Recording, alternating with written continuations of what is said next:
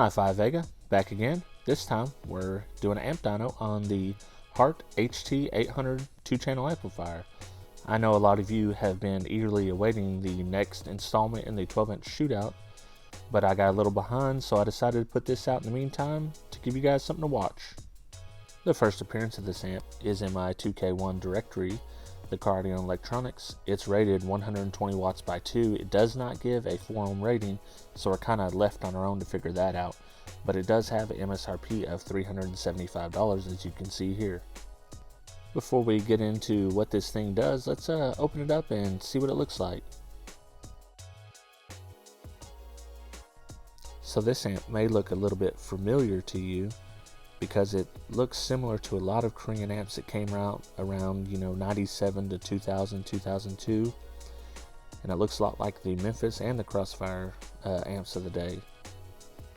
Alright, let's get this joker wired up and we'll see what it does on the AMM1.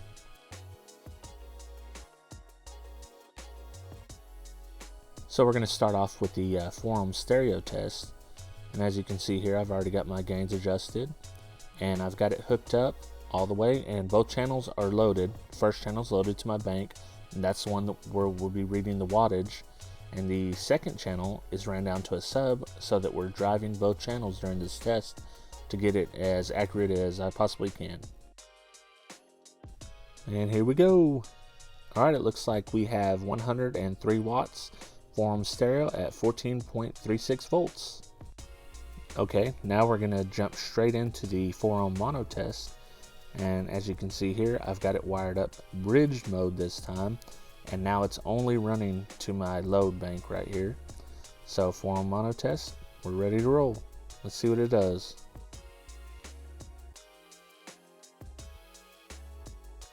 Okay, 4-ohm mono, let's see what she's got. Looks like we got 343 watts at 4 ohms mono, 14.26 volts. Now, we didn't have a 4-ohm rating, so we don't know if it made that rating, but I was expecting more along the lines of 400 watts. And as you can see, the 4-ohm stereo dropped, about 20 watts short. So overall, I think this amp did okay. It fell a little short, and I almost kind of expected that in some sense. But 350 watts on some efficient subs back in the day, this amp probably did pretty well. Okay, I want to quickly shout out the new podcast I'm doing with my good buddy Big D Wiz.